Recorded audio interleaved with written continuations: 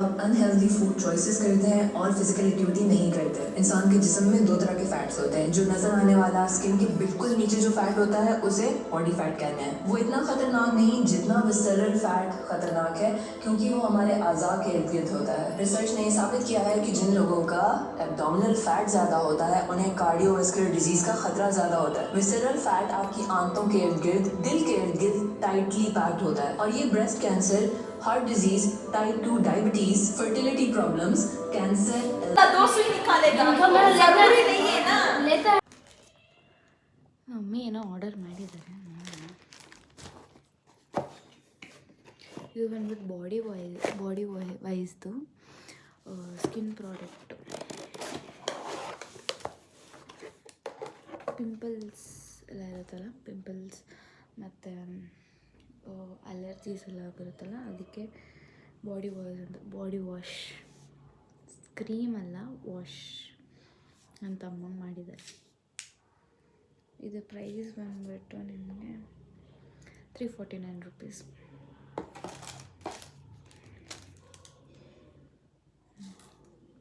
ಚೆನ್ನಾಗಿರ್ಬೋದು. Result ನಾನು check ಮಾಡಿ ನಿಮಗೆ ಹೇಳ್ತೀನಿ, ಓಕೆನಾ?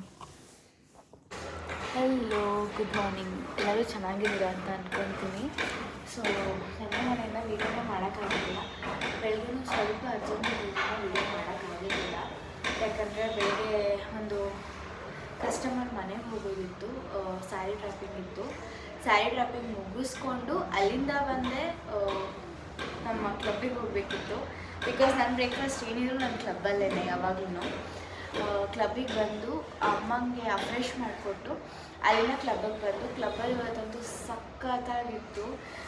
ಡೈಲಿನೂ ಚೆನ್ನಾಗಿರುತ್ತೆ, ಇವತ್ತಿನ ಎಕ್ಸ್ಟ್ರಾ ಸ್ಟಾರ್ಟ್ ಮಾಡಿದ್ದೀವಿ. ತುಂಬ ಚೆನ್ನಾಗಿತ್ತು. ಬೆಳಗ್ಗೆ ಒಂದು 6-6:30 ನನಗೆ ಯೂಶ್ವಲಿ ಮಧ್ಯ ಎಚ್ಚರ ಆಗೋದಿತ್ತು. ಸೊ ಯಾವಾಗ ನಾನು ನನ್ನ ಬ್ರೇಕ್ಫಾಸ್ಟ್ ಇಲ್ಲಿ ಸ್ಟಾರ್ಟ್ ಮಾಡಿಕೊಂಡೆ ಆವಾಗಿಂದ ಸಖತ್ತಾಗಿ ನಿದ್ದೆ ಮಾಡ್ತಾಯಿದ್ದೀನಿ. ಸೊ ಎಚ್ಚರನೇ ಆಗಿರಲಿಲ್ಲ. ಅಲಾರಾಮ್ ಇಟ್ಕೊಳ್ಬೇಕು ನಾನು ದಿನಾಗಲೂ. ಅಲಾರಾಮ್ ಇಟ್ಕೊಂಡ್ರು ಕೂಡ ಆಫ್ ಮಾಡಿಬಿಟ್ಟು ಮಲ್ಕೊತೀನಿ ನಾನು. ಅಲಾರಾಮ್ ಇಟ್ಕೊಂಡೆ. ಮತ್ತು ಅವರು ಕ್ಲೈಂಟ್ ಬಂದ್ಬಿಟ್ಟು ನನ್ನ ಫ್ರೆಂಡೇ, ಅಂದರೆ ನನಗೆ ಗೊತ್ತಿರೋರೇ. ಆಂಟಿ ಕಾಲ್ ಮಾಡಿದ್ರು, ಒಂಚೂರು ಬೇಗ ಬರೋಕ್ಕಾಗುತ್ತಾ ಅಂತ ಅಂದ್ಬಿಟ್ಟು. ಸೊ 6:30ಗೆ ಎದ್ದು ಸ್ನಾನ ಎಲ್ಲ ಮಾಡ್ಕೊಂಡು 7 ಅಷ್ಟೊತ್ತಿಗೆ ಒಂದು ಚೂರು ನಿಯರ್ ಇರೋದ್ರಿಂದ ಒಂದು 10 minutes ಅಷ್ಟೊತ್ತಿಗೆ ನಾನು ರೀಚ್ ಆಗಿಬಿಟ್ಟಿದ್ದೆ ಅವ್ರ ಲೊಕೇಶನ್ನ. ಅವ್ರಿಗೆ ಸ್ಯಾರಿ ಡ್ರಾಪಿಂಗ್ ಮಾಡಿ ಸ್ವಲ್ಪ ಲೈಟಾಗಿ ಮೇಕಪ್ ಬೇಕು ಅಂತ ಹೇಳಿದ್ರು. ಲೈಟಾಗಿ ಮೇಕಪ್ ಅಂದರೆ ಪ್ರೊಫೆಷ್ನಲ್ ಆಗಿಲ್ಲ, ಲೈಟಾಗಿ ಮೇಕಪ್ ಬೇಕು ಅಂತ ಹೇಳಿದ್ರು. ಅವ್ರಿಗೆ ಮೇಕಪ್ ಮಾಡಿಕೊಟ್ಟು ಅಲ್ಲಿಂದ ನಾನು ಕ್ಲಬ್ಬಿಗೆ ಬಂದೆ. ಕ್ಲಬ್ಬಲ್ಲಿ ವಿಡಿಯೋ ಮಾಡಿದ್ದೀನಿ, ಅಪ್ಲೋಡ್ ಮಾಡ್ತೀನಿ. ನಾನು ಫ್ರೆಶಿಂದ ಸ್ಟಾರ್ಟಾಗಿ ಇವತ್ತು ಚಾಕ್ಲೇಟ್ ಫ್ಲೇವರ್ ಇತ್ತು, ಸಖತ್ತಾಗಿತ್ತು. ನನಗಂತೂ ಚಾಕ್ಲೇಟ್ ಫ್ಲೇವರ್ ಮೊದಲೇ ಇಷ್ಟ. ಇರೋ ಫ್ಲೇವರ್ಸಲ್ಲಿ ನನಗೆ ಪರ್ಟಿಕ್ಯುಲರ್ ಫ್ಲೇವರ್ಸ್ ಇರುತ್ತೆ. ಐಸ್ ಕ್ರೀಮಲ್ಲಿ ನನಗೆ ಪರ್ಟಿಕ್ಯುಲರ್ ಚಾಕ್ಲೇಟೇ ತಿನ್ನಬೇಕು ಅಂತ ಅನಿಸುತ್ತೆ. ಬಟ್ ಇದರಲ್ಲಿ ನಂಗೆ ಇಷ್ಟ ಆಗೋದು ಎಲ್ಲ ಫ್ಲೇವರ್ಸು ಇಷ್ಟ ಆಗುತ್ತೆ. ಪಾನ್ ಆಗಿರ್ಬೋದು, ಮ್ಯಾಂಗೋ ಆಗಿರ್ಬೋದು, ಕುಲ್ಫಿ ಆಗಿರ್ಬೋದು, ವೆರೈಟಿ ಫ್ಲೇವರ್ಸ್ ಇದೆ ನಮ್ಮ ಶೇಕಲ್ಲಿ. ಸೊ ಶೇಕ್ ಕುಡಿದು ಸ್ವಲ್ಪ ಟೈಮ್ ಪಾಸ್ ಮಾಡಿಕೊಂಡು ನಾಳೆ ಲೈಫ್ ಸ್ಟೈಲ್ ಡೇ ಇದೆ. ಸೊ ನನಗೆ ಪಾಸ್ ಕೊಟ್ಟಿದ್ದಾರೆ ನಮ್ಮ ಕೋಚು. ಅವ್ರ ಜೊತೆ ಹೋಗಬೇಕು ನಾಳೆ 8 o'clockಗೆಲ್ಲ. ಮನೆಗೆ ಬಂದೆ, ಅಮ್ಮ ಫೋನ್ ಮಾಡ್ಕೊಂಡು ಕರೆಂಟ್ ಹೋಗಿ ಇದೊಂದು ತಲೆನೋವು ಆಗಿಬಿಟ್ಟಿದೆ. ಕರೆಂಟ್ ಹೋಗೋದು ಬರೋದು. ಕರೆಂಟ್ ಹೋಗಿದ್ದು ಮತ್ತು ಬಂದು ಅಮ್ಮಂಗೆ ಬ್ರೇಕ್ಫಾಸ್ಟ್ ಮಾಡಿಕೊಟ್ಟು ಅವ್ರ ಬ್ರೇಕ್ಫಾಸ್ಟು ನನ್ನ ಬ್ರೇಕ್ಫಾಸ್ಟು ಒಂದೇ ಆಗಿರೋದ್ರಿಂದ ಸೊ ನಮ್ಮ ಮನೇಲಿ ತಿಂಡಿ ತರಿಸೋದು ಕಡಿಮೆ. ಏನಾದರೂ ನಮ್ಮ ಅಪ್ಪಂಗೆ ಬ್ರೇಕ್ಫಾಸ್ಟು ಮತ್ತು ನನ್ನ ತಮ್ಮಂಗೆ ಬಾಕ್ಸ್ ಕಟ್ಟಬೇಕು ಎರಡೇ. ಲಂಚ್ ಕೂಡ ಅವ್ರು ಆಲ್ರೆಡಿ ವಿತ್ ಬ್ರೇಕ್ಫಾಸ್ಟನ್ನೇ ಅವರು ಲಂಚ್ ಕೂಡ ಮಾಡಿಬಿಡ್ತಾರೆ. ಸಾಂಬಾರೆಲ್ಲ ರೆಡಿ ಮಾಡಿಟ್ಟಿದ್ದು. ಸ್ವಲ್ಪ ಮನೆ ಕ್ಲೀನ್ ಮಾಡೋದಿಲ್ಲ, ಮನೆಯೆಲ್ಲ ಕ್ಲೀನ್ ಮಾಡಿ ಇವತ್ತೇನು ಅಷ್ಟು ಕೆಲಸ ಇಲ್ಲ. ಬಟ್ ಟು ಬಿ ಫ್ರ್ಯಾಂಕ್, ನನಗೆ ಒಂದು ಮೈಂಡ್ಸೆಟ್ ಅಂತ ಅಂತಾರಲ್ಲ, ತುಂಬ ಚೆನ್ನಾಗಿ ಚೇಂಜ್ ಆಗಿದೆ. ನಾವು ಲೈಫಲ್ಲಿ ಏನೇ ಕಷ್ಟಪಡ್ತಿರ್ಬೋದು, ಯಾರಿಂದ ಏನೇ ಆಗ್ತಿರ್ಬೋದು, ಫ್ರೆಂಡ್ಸ್ ಆಗಿರ್ಬೋದು, ಫ್ಯಾಮಿಲಿ ಆಗಿರ್ಬೋದು, ಏನೇ ಆಗ್ತಿರ್ಬೋದು, ಒಂದು ಜಾಗಕ್ಕೆ ಹೋದರೆ ನಮಗೊಂದು ಸ್ಯಾಟಿಸ್ಫ್ಯಾಕ್ಷನ್ ಆಗಲಿ, ಒಂದು ಖುಷಿ ಅಂತ ಹೇಳ್ತಾರಲ್ಲ, ಅದು ಸಿಗೋದು ತುಂಬ ಕಡಿಮೆ ನನ್ನ ಪ್ರಕಾರ. ನೆನ್ನೆ ನಾನು ಲಾಸ್ಟ್ ವಾಕಿಂಗ್ ಡೇ ಆಗಿರೋದ್ರಿಂದ ಆಫೀಸ್ಗೆ ಹೋದರೆ ಸ್ವಲ್ಪ ಮಿಕ್ಸ್ಡ್ ಫೀಲಿಂಗ್ ಇತ್ತು ನನಗೆ. ಒಂದು ಕಡೆ ಖುಷಿನೂ ಇತ್ತು, ಒಂದು ಕಡೆ ಬೇಜಾರು ಇತ್ತು, ಎಲ್ಲ ಥರ ಮಿಕ್ಸ್ಡ್ ಫೀಲಿಂಗ್ ಇತ್ತು. ಬಟ್ ಅದು ನನ್ನ ಪ್ರೊಸೀಜರ್ಸ್ ಏನೇನಿದೆ ಎಲ್ಲ ಮುಗಿಸ್ಕೊಟ್ಬಿಟ್ಟು ಬಂದೆ. ಅದಾದಮೇಲೆ ಬರೋಷ್ಟೊತ್ತಿಗೆ 10 o'clock ಆಗಿತ್ತು. ಸೊ ನಾನು ಅದಕ್ಕೆ ಜಾಸ್ತಿ ವೀಡಿಯೋನೂ ಮಾಡೋಕ್ಕಾಗಲಿಲ್ಲ. ನನಗೆ ಲೇಟಾಗಿತ್ತು ಅಂತ ಪಾಪ ನನ್ನ ಫ್ರೆಂಡ್ ಆಟೋದಲ್ಲೇ ಡ್ರಾಪ್ ಮಾಡಿಬಿಟ್ಟು ಹೋದವಳು. ಅದಾದಮೇಲೆ ಬೆಳಗ್ಗೆ ಬಂದು ಇಷ್ಟೆಲ್ಲ ಕೆಲಸಗಳಾಯಿತು. ಸೊ ಅಮ್ಮಂಗೆ ಬ್ರೇಕ್ಫಾಸ್ಟ್ ಎಲ್ಲ ಮಾಡಿಕೊಟ್ಟೆ, ಸ್ವಲ್ಪ ವೀಡಿಯೋ ಎಡಿಟಿಂಗ್ ಮಾಡೋದಿತ್ತು, ವೀಡಿಯೋ ಎಲ್ಲ ಎಡಿಟ್ ಮಾಡಿದ್ದೆ. ರೀಲ್ಸ್ ಮಾಡ್ಬೇಕು ಅಂದ್ಕೊಂಡಿದ್ದೀನಿ, ನೋಡೋಣ ಆದರೆ ಮಾಡ್ತೀನಿ. ಸ್ವಲ್ಪ ಕೆಲಸಗಳಿದ್ದಾವೆ, ಮನೆ ಕೆಲಸ ಕ್ಲೀನಿಂಗ್ ಎಲ್ಲ ಮಾಡಿಬಿಟ್ಟು ಇನ್ನಿಂಗ್ ಏನಿದೆ ನೆಕ್ಸ್ಟು ನೋಡೋಣ ಏನಾಗುತ್ತೆ ಅಂತೆಲ್ಲ ಹೇಳಿ. But guys, to be frank, ನಿಮಗೊಂದು ಹೆಲ್ದಿ ಲೈಫ್ ಸ್ಟೈಲ್ ಬೇಕು ಅಂತಂದರೆ ನಾನು ಇಷ್ಟೊಂದು ಆ್ಯಕ್ಟಿವ್ ಮುಂಚೆ ಇದ್ದೆ. ಡ್ಯೂ ಟು ಸಮ್ ನನ್ನ ಪರ್ಸ್ನಲ್ ಇಶ್ಯೂಗಳಿಂದ ತುಂಬ ಡೌನ್ ಆಗಿಬಿಟ್ಟೆ. ಹೇಗೆ ಡೌನ್ ಅಂದರೆ ತುಂಬ ಸೆಲೆಕ್ಟಿವ್ ಪೀಪಲ್ಸ್ ಹತ್ರ ಮಾತಾಡೋದು. ಫ್ರೆಂಡ್ಸ್ ಅಂತೂ ನಾನು ಇಟ್ಕೊಂಡೇ ಇಲ್ಲ. ಎಲ್ಲರೂ ಮಾತಾಡಿಸ್ತೀನಿ, ಫ್ರೆಂಡ್ಸ್ ಇಲ್ಲವೇ ಇಲ್ಲ ಅಂತಲ್ಲ, ಮಾತಾಡಿಸ್ತೀನಿ. ಬಟ್ ನಿಮಗೆ ಅಂತ ಒಂದು ಕ್ಲೋಸ್ ಫ್ರೆಂಡ್ಸು, ಕ್ಲೋಸ್ ಸರ್ಕಲ್ಸ್ ಇರುತ್ತಲ್ಲ, ನಾನು ಅದು ಯಾವುದು ಇಟ್ಕೊಂಡೆ. ಎಲ್ಲರೂ ನಾರ್ಮಲಾಗಿ ಮಾತಾಡಿಸ್ತೀನಿ. ನನ್ನ ಪರ್ಸ್ನಲ್ ಥಿಂಗ್ಸ್ ಎಲ್ಲರ ಹತ್ರ ಶೇರ್ ಮಾಡೇ ಬಿಟ್ಟಿದ್ದೀನಿ. ಬಿಕಾಸ್ ನನಗೆ ಯಾರೂ ಇವಾಗ ದುಡ್ಡು ಹಾಕಲ್ಲ, ನನಗೆ ಇವಾಗ ಕೆಲಸ ಹಾಕಿ ಯಾರೋ ಒಬ್ಬರು ನನಗೆ ದುಡ್ಡು ಕೊಡೋಲ್ಲ, ನಾನೇ ಮಾಡ್ಕೊಬೇಕು. ಸೊ ಹಂಗೆಲ್ಲ ನೋಡೋಕ್ಕೋದ್ರೆ ನಿಮಗೆಲ್ಲೋ ಒಂದು ಕಡೆ ಒಂದು ಹೆಲ್ಪ್ ಆಗ್ತಿದೆ.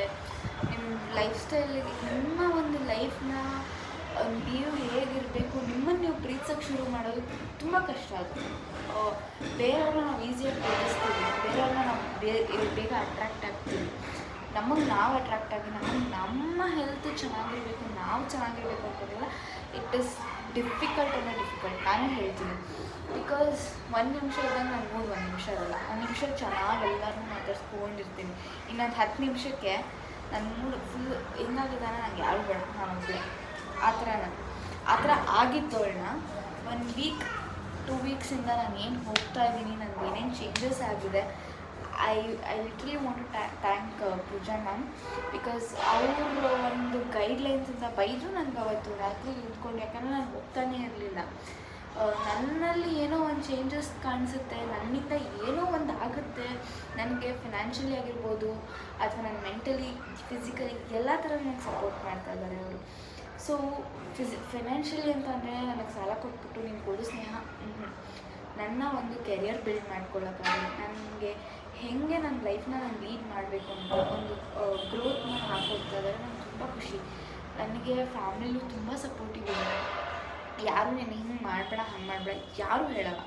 ಯಾರೇ ಆಗಲಿ, ನಮ್ಮ ಮಮ್ಮಿ ಆಗಲಿ, ಯಾರೇ ಆಗಲಿ, ಯಾರೂ ಹೇಳಲ್ಲ. ಸೊ ಮಾಡ್ಕೊಳ್ಳೋಕೆ ನನಗೆ ಬೇಕಲ್ವ. ಇವಾಗ ನಾನು ಕಾಮರ್ಸ್ ಹೋಗ್ಬಿಟ್ಟು ನಾನು ಹೋಗ್ಬಿಟ್ಟು ಮೆಡಿಕಲ್ ಮಾಡ್ತೀನಿ ಅಂದರೆ ಆಗುತ್ತಾ? ನಮ್ಮ ಒಂದು ಲೈಫ್ ಸ್ಟೈಲ್ಗೆ ನಮಗೇನು ತಕ್ಕಂಗೆ ಆಗುತ್ತೋ ಅದನ್ನು ಮಾತ್ರ ಮಾಡಬೇಕು. ಸೊ ಹಂಗೆಲ್ಲ ನೋಡೋಕೆ ಹೋದರೆ ಇವಾಗ ತುಂಬ ಚೇಂಜಸ್ ಆಗಿದೆ ನನ್ನ ಲೈಫ್ ಅನ್ನೋದಕ್ಕಿಂತ ನನ್ನನ್ನು ನಾನು ಚೇಂಜ್ ಮಾಡ್ಕೊಬೇಕು ಫಸ್ಟು. ನಮ್ಮನ್ನು ನಾವು ಯಾವಾಗ ಚೇಂಜ್ ಮಾಡ್ಕೊತೀವೋ ಪ್ರತಿಯೊಂದು ಚೇಂಜ್ ಆಗ್ತಾ ಹೋಗುತ್ತೆ. ಸೊ ನನಗೆ ಇದು ಒಂದು ಹೇಳ್ತಾರೆ ಹರ್ಬಲ್ ಲೈಫ್ ಹಾಗೆ ಹೀಗೆ ಅಂತ. ಹರ್ಬಲ್ ಲೈಫಿಂದ ಮೂಳೆ ಕರ್ಗೋಗುತ್ತೆ, ಹರ್ಬಲ್ ಲೈಫಿಂದ ತೊಗೊಂಡ್ರೆ ಸಣ್ಣ ಆಗ್ತಾರೆ, ಆಮೇಲೆ ದಪ್ಪ ಆಗ್ತಾರೆ. ಬೈ ನಿಮಗೆ ಒಂದು ವೆರಿ ಎಲ್ಲ ತಲೆಯಲ್ಲಿ ಜನರ ಮೈಂಡ್ಸೆಟ್ಟಲ್ಲಿ ಏನಿದೆ ಅಂತ ಅಂದರೆ ಹರ್ಬಲ್ ಅಂತ ಅಂದರೆ ವೆಯ್ಟ್ ಲಾಸ್ ಗೇನ್ ಅಂತ. ಯಾರಿಗೂ ಗೊತ್ತಿಲ್ಲ ನಿಮ್ಮ ಮೆಂಟಲ್, ಫಿಸಿಕಲ್ ಎಲ್ಲ ಥರ ಚೇಂಜ್ ಆಗುತ್ತೆ ಅಂತ ಯಾರಿಗೂ ಗೊತ್ತಿಲ್ಲ. ಯಾವಾಗ ಗೊತ್ತಾಗುತ್ತೆ ನಿಮಗೆ? ನಿಮಗೂ ಬಂದು ಫಿಸಿಕಲಿ ಏನಂತಾರೆ ಬಂದು ಅದನ್ನು ಎಕ್ಸ್ಪೀರಿಯನ್ಸ್ ಮಾಡಿದಾಗಲೇ ನಿಮಗೂ ಅದು ಏನು ಅಂತ ಗೊತ್ತಾಗೋದು. ಇದು ಒಂದು ಟಾಪಿಕ್ ನಾನು ಇವಾಗ ಮಾತಾಡಲೇಬೇಕು ಅಂತ ಅಂದ್ಬಿಟ್ಟು ಮಾತಾಡ್ತಾ ಇದ್ದೀನಿ. ಬಿಕಾಸ್ ನಾನು ತುಂಬ ಜನ ಕೇಳಿದ್ದೀನಿ, ಅಪ್ರೋಚ್ ಮಾಡೋಕ್ಕೆ ಹೋದಾಗಲೂ ಅಷ್ಟೇ, ಇಲ್ಲಪ್ಪ ನನಗೆ ಆಗೋಲ್ಲ, ನಂಗೆ ತುಂಬ ಭಯ ಆಗಿದೆ ಆ ಥರ. ಬೈ ಯಾಕೆ ನೀವು ಇವಾಗ ಒಂದು ಕುಡಿಯೋಕ್ಕೆ ಅಂದರೆ ಯೋಚನೆ ಮಾಡಲ್ಲ, ಹೋಗಿ 10-20 ಸಾವಿರ ಕೊಡ್ತೀರಾ, ಸಿಗರೇಟ್ಸ್ ಎಲ್ಲ 20-30 ರೂಪಾಯಿ ಕೊಡ್ತೀರಾ. ಸೊ ಅದೇನಾಗುತ್ತೆ ಅಂತ ಅಂದರೆ, ಸಾರಿ ಯಾರೋ ಬಂದರು ಅದಕ್ಕೋಸ್ಕರ ವೀಡಿಯೋ ಸ್ಟಾಪ್ ಮಾಡಿದೆ. ಆ್ಯಂಡ್ ನಾನು ಏನಕ್ಕೆ ಹೇಳ್ತೀನಿ ಅಂತ ಅಂದರೆ ಕಂಪ್ಯಾರಿಟಿವ್ ಆ್ಯನ್ಸೈಟಿ ಆಗಿರ್ಬೋದು. ಜನ ಏನು ಅಂದ್ಕೊಂಡಿದ್ದಾರೆ ಹರ್ಬಲ್ ಲೈಫ್ ಅಂದರೆ ಡೇಂಜರ್, ಹೆಲ್ತ್ ಡೇಂಜರ್. ಅವ್ರಿಗೆ ಯಾರಿಗೂ ಗೊತ್ತಿಲ್ಲ ಹರ್ಬಲ್ ಲೈಫಲ್ಲಿ ನ್ಯೂಟ್ರಿಷನ್ಸ್ ಇದೆ, ಪ್ರೋಟೀನ್ ಇದೆ, ಒಂದು ಒಳ್ಳೆ ಲೈಫ್ ಸ್ಟೈಲ್ ಸಿಗುತ್ತೆ. ಯಾಕೆ ಅಂತ ಅಂದರೆ ಇಂಥ ಕಾಯಿಲೆಗಳಿಗೆಲ್ಲ ಹೇಳ್ತಾರೆ. ನಿಮಗೆ ಎಕ್ಸಾಂಪಲ್ಸ್ ನಾನು ನಾಳೆ ಮಂಡೇ ತೋರಿಸ್ತೀನಿ, ಆದರೆ ತೋರಿಸ್ತೀನಿ. ಅವರ ಲೈಫ್ ಸ್ಟೈಲ್ನ ಹೇಗೆ ಚೇಂಜ್ ಮಾಡ್ಕೊಂಡಿದ್ರೆ ಹೇಗಿದ್ದಾರೆ, ಒಂದು set of examples. Live examples ಇಲ್ಲದೆ ಯಾರೂ ಬರೋಲ್ಲ, ಟು ಬಿ ಫ್ರ್ಯಾಂಕ್. ಇವಾಗ ನೀವು ಒಂದು ಅಡ್ವರ್ಟೈಸ್ಮೆಂಟ್ ನೋಡ್ತಿದ್ದೀರ, ನಾವು ಅದನ್ನು ತೊಗೋಬೇಕು ಅಂತಂದರೆ ವೈ ಒಂದು ಅಡ್ವರ್ಟೈಸ್ಮೆಂಟಲ್ಲಿ ಏನೋ ಒಂದು ಅಟ್ರಾಕ್ಟಿವ್ ಇದೆ ಅಂತ ಅಂದ್ಬಿಟ್ಟು ಅಲ್ವಾ. ಸೊ ಹರ್ಬಲ್ ಲೈಫ್ ಕಾಸ್ಟ್ಲಿ ಹಾಗೆ ಹೀಗೆ ಅಂತ ಅಂತಾರೆ. ನೀವು ಒಂದು ಪಾರ್ಲರ್ಗೆ ಹೋದರೆ ಯೋಚನೆ ಮಾಡಲ್ಲ, ಇಷ್ಟ ಅದು ಕೊಟ್ಟು ಬರ್ತೀನಿ ಅಂತೀರಾ ಅಲ್ವಾ? ನಿಮ್ಮ ಬ್ಯೂಟಿ ಕಾನ್ಷಿಯಸ್ಗೋಸ್ಕರ, ನೀವು ಚೆನ್ನಾಗಿ ಕಾಣಿಸ್ಲಿ ಅಂತ ಅನ್ನೋಕ್ಕೋಸ್ಕರ. ನೀವು ಇಷ್ಟು ದಪ್ಪ ಇದ್ದು ಮುಖ ಮಾತ್ರ ನಾನು ಚೇಂಜ್ ಮಾಡ್ಕೊತೀನಿ, ಹೇರ್ ಸ್ಟೈಲ್ ನಾನು ಚೇಂಜ್ ಮಾಡ್ಕೊತೀನಿ ಅಂದರೆ ಡೆಡ್ ವೇಸ್ಟ್ ನನ್ನ ಪ್ರಕಾರ. ನಿಮ್ಮ ಬಾಡಿ ಚೆನ್ನಾಗಿ ಮಾಡ್ಕೊಳ್ಳಿ, ನಿಮ್ಮನ್ನು ನೀವು ಚೆನ್ನಾಗಿ ಇಟ್ಕೊಳ್ಳಿ, ಆಟೋಮೆಟಿಕಲಿ ನಿಮಗೆ ಅದು ಬರುತ್ತೆ. ನಾನು ಹಿಂಗೆ ಇರಬೇಕು, ಹಾಗೆ ಇರಬೇಕು, ನನ್ನ ಗೋಲ್ ಹೀಗೆ ಇರಬೇಕು ಅಂತ ಅಂದ್ಬಿಟ್ಟು. ಸೊ ಇದೊಂದು ಎಕ್ಸಾಂಪಲ್ ನಾನು ಕೊಡಲೇಬೇಕು, ಬಿಕಾಸ್ ನನ್ನ ಒಂದು ಸೆಲ್ಫ್ ಎಕ್ಸ್ಪೀರಿಯನ್ಸ್ ಮುಖಾಂತರ ನಿಮ್ಗೆ ಹೇಳ್ತಾ ಇದ್ದೀನಿ. ಯಾರೇ ಅದರಲ್ಲಿ ತೊಗೋಬೇಕು ಅಂದ್ಕೊತಿರೋರು ಕೂಡ ಖಂಡಿತವಾಗ್ಲೂ ನಾನು ಅಶ್ಯೂರೆನ್ಸ್ ಕೊಡ್ತೀನಿ. ನನ್ನ ಕಾಂಟ್ಯಾಕ್ಟ್ ಡೀಟೇಲ್ಸ್ ಹಾಕ್ತೀನಿ ಇವತ್ತು ಯೂಟ್ಯೂಬಲ್ಲಿ. ವೈಭವ್ ವೆಲ್ನೆಸ್ ಸೆಂಟರ್ ಅಂತ ಮುದಿನಪೇಟೆ ಹತ್ರ ಇರೋದು. ನಾನು ನಿಮಗೆ ಅಡ್ರೆಸ್ ಕೂಡ ಲೊಕೇಶನ್ ಹಾಕ್ತೀನಿ. ದಯವಿಟ್ಟು ಒಂದ್ಸತಿ ಬನ್ನಿ. ನಿಮಗೆ ಫ್ರೀ, ಯಾರು ಮಾಡಲ್ಲ ನಿಮಗೆ ಬಾಡಿ ಚೆಕಪ್ ಫ್ರೀಯಾಗಿ. ಅಂದರೆ ಬಾಡಿ ಚೆಕಪ್ ಅಂದರೆ CT ಸ್ಕ್ಯಾನಿಂಗು, MRI ಅದಲ್ಲ. ನಿಮ್ಮ ವಿಸರಲ್ ಫ್ಯಾಟ್ ಕಂಟೆಂಟ್, ಎಷ್ಟು ದಪ್ಪ ಇದ್ದೀರಾ, ಎಷ್ಟು ಇರಬೇಕು, ಪ್ರತಿಯೊಂದು ಯಾರು ನಿಮಗೆ ಫ್ರೀಯಾಗಿ ಹೇಳಲ್ಲ. ನಾನು ಹಿಂಗೆ ನೋಡ್ತಿದ್ದೆ ಮೊನ್ನೆ ಪಕ್ಕದ ರೋಡಲ್ಲಿ ಅವ್ರಿಗೆ ಬಾಡಿ ಪ್ಯಾರಾಮೀಟರ್ ಚೆಕ್ ಮಾಡ್ತೀವಿ ಅಂತ ಅಂದ್ಬಿಟ್ಟು 200 ರೂಪೀಸ್ ತೊಗೊಂಡಿದ್ದಾರೆ. ನಾವು ಅದನ್ನು ಮಾಡ್ಬೋದಲ್ವಾ ಬಿಸ್ನೆಸ್? ನೀವು ಒಬ್ರಿಗೆ ಒಂದು ಒಳ್ಳೇದು ಮಾಡ್ತೀನಿ ಅಂದರೆ ಈ ಥರ ಒಳ್ಳೇದು ಮಾಡಿ. ಯಾಕೆ 200-300 ಕೊಟ್ಟು, ಮತ್ತು ಸ್ಕಿನ್ ಪ್ರಾಡಕ್ಟು ಅಷ್ಟೇ, ಅದು 7500 ವರ್ತ್ ಅಲ್ವೇ ಅಲ್ಲ.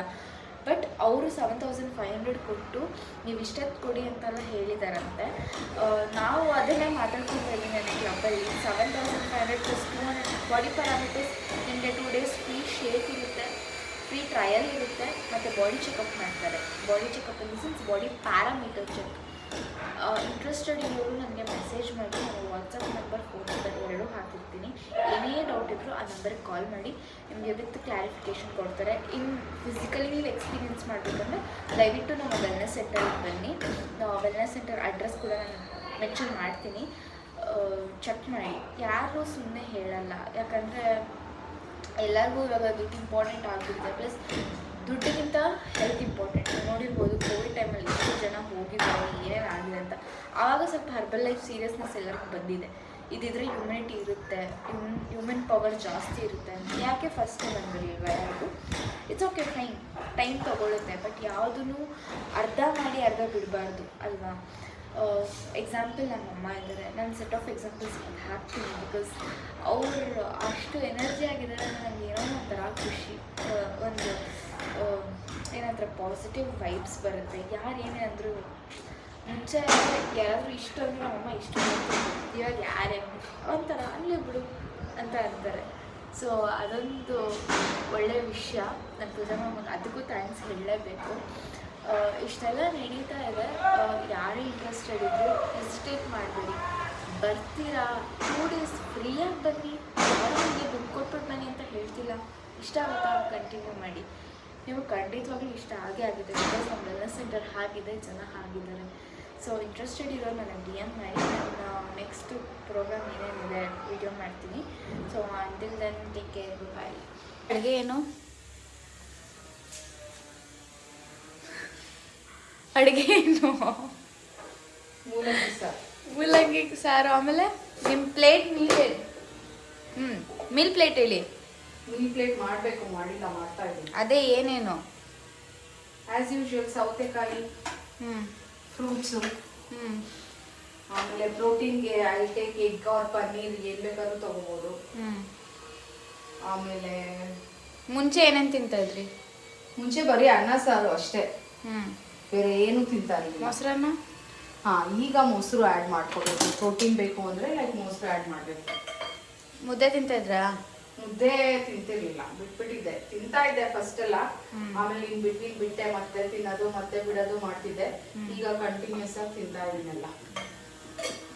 ನನ್ನ ಬಾಡಿಗೆ ಏನು ಬೇಕೋ ಎಲ್ಲ ತಗೊಳ್ತಾ ಇದ್ದೀನಿ. ಚೆನ್ನಾಗಿದ್ಯಾ? Feeling good. ನೋಡಿ ಗೈಸ್, ಹತ್ತಾಗ ಜಾಗ ಇಲ್ಲ ಅಂತ ಒಂದು ಸ್ಟೂಲ್ ಬೇರೆ ಮಾಡ್ಕೊಂಬಿಟ್ಟವ್ರಲ್ಲಿ. ಸ್ಟೂಲ್ ಮಾಡ್ಕೊಂಡು ಅದು ಎತ್ತದು. ಸೊ ಅವ್ರ ಮೀಲ್ ಪ್ಲೇಟ್ ರೆಡಿ ಮಾಡಿ ನಾವು ಅರ್ಧ ಹೆಲ್ಪ್ ಮಾಡ್ತಾಯಿದ್ದೀವಿ. ನಾನು ಕಾರ್ನ್ ಬೇಯಿಸಿದ್ದೀನಿ, ಮೊಟ್ಟೆ ಬೇಯಿಸ್ತಾ ಇದ್ದೀನಿ, ಕಾಯಿ ತುರ್ಕೊಟ್ಟಿದ್ದೀನಿ, ಅನ್ನಕ್ಕೆ ಪಲ್ಯ ಇಟ್ಟಿದ್ದೀನಿ. ಮಾಡ್ಬಿಡು, ಈಗ ಒಂಚೂರು ನೀರು ಹಾಕ್ಬಿಟ್ಟು ಮಿಕ್ಸಿ ರುಬ್ಬಿಡು. ನೋಡಿದ್ರ ಎಲ್ಲೆಲ್ಲಿ ಕೆಲಸ ಬೇಕೋ ಅಲ್ಲೆಲ್ಲ ಮುಗಿಸ್ಕೊಂಬಿಡು ಅಂತ. ಸೊ ಇವಾಗ ಬೀನ್ಸ್ ಪಲ್ಯ ಮಾಡ್ಬೇಕಂತಿದ್ದಾರೆ. ಅದೊಂದು ಕ್ವಿಕ್ ರೆಸಿಪಿ, ಬೇಗ ಮಾಡಿಬಿಡ್ತೀನಿ. ಅದಕ್ಕೆ ಏನೇನು ಬೇಕು ಇಂಗ್ರೀಡಿಯೆಂಟ್ಸ್ ನಾರ್ಮಲಿ ಸಾಸಿವೆ, ಉದ್ದಿನಬೇಳೆ ಮತ್ತು ಕರಿಬೇವು, ಎಣ್ಣೆ ಹಾಕ್ಕೊಂಡು ಫ್ರೈ ಮಾಡಿಕೊಂಡು, ಮೆಣಸಿನ್ಕಾಯಿ ಫ್ರೈ ಮಾಡಿಕೊಂಡು, ಬೀನ್ಸ್ನ ಫ್ರೈ ಮಾಡಿಕೊಂಡು ಸ್ವಲ್ಪ ನೀರು ಹಾಕ್ಬಿಟ್ಟು ವಿಸಿಲ್ ಕೂಗಿಸ್ಬಿಡ್ತೀನಿ.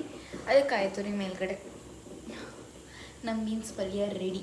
ಊಟದ ಇದು ರೆಡಿ ಮಾಡೋಣ ಬನ್ನಿ. ಆ್ಯಸ್ ಯೂಶ್ವಲ್ ಕ್ಲೀನಿಂಗ್ದೆಲ್ಲ ಕೆಲಸಗಳೆಲ್ಲ ಮುಗ್ದಿತ್ತು. ಅದಾದಮೇಲೆ ಸ್ಯಾರಿ ಡ್ರಪ್ಪಿಂಗ್ ಮಾಡಿ ನಾನೇ ಸೆಲ್ಫ್ ಸ್ಯಾರಿ ಉಟ್ಕೊತಾ ಇದ್ದೆ. ಟ್ರೈ ಮಾಡೋಣ, ಪ್ರಾಕ್ಟೀಸ್ ಮಾಡ್ಕೊಂಡಿರೋಣ ಅಂತ ಅಂದ್ಬಿಟ್ಟು ಒಂದೆರಡು ಫೋಟೋಗಳು ತೊಗೊಂಡು ಆಮೇಲೆ ನೈಟು ಬೇಗ ಮಲ್ಕೊಂಬಿಟ್ಟೆ.